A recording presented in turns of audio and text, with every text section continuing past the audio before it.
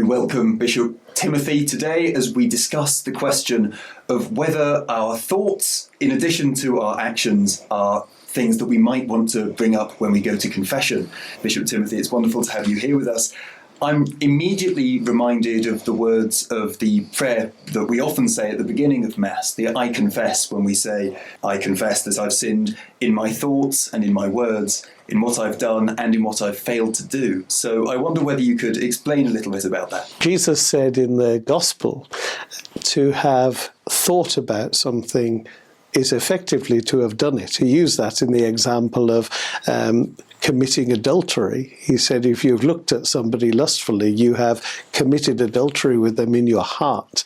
So I think you're right to talk about thoughts. If thoughts have been sinful, then we offer them in confession, words and actions. So all of these form the people that we are. It would be a strange thing to think, well, if nobody knows I've thought it, I don't need to confess it, because in confession we are confessing to God, which also raises the point that God knows what is in our heart before we even confess it. But I think what we need to remember is that by articulating these things, they make it real. It's a bit like, I could be sorry for saying something really nasty to you earlier, but if I'm only thinking it and I'm not saying it and not affecting reconciliation between us. So it's an analogy that we can use when speaking to God as well. And in confession, through the priest, we bring our whole life before God.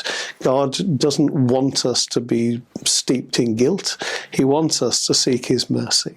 Another thing that's come to mind as you were speaking is that Jesus, it says in the scriptures, was tempted like us in every way but did not sin.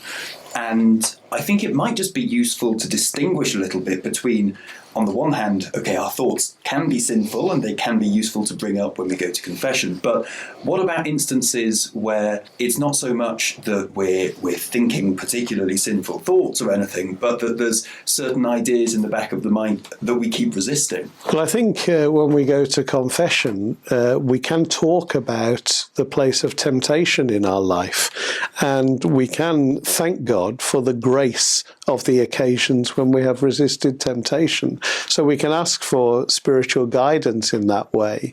But definitely in the battle against sin, if we have resisted sin, I don't think we need to confess anything, because we have built on the grace of God that is within us. And it's wonderful to hear a kind of positive take on that, emphasising the grace that's going on there. Yes.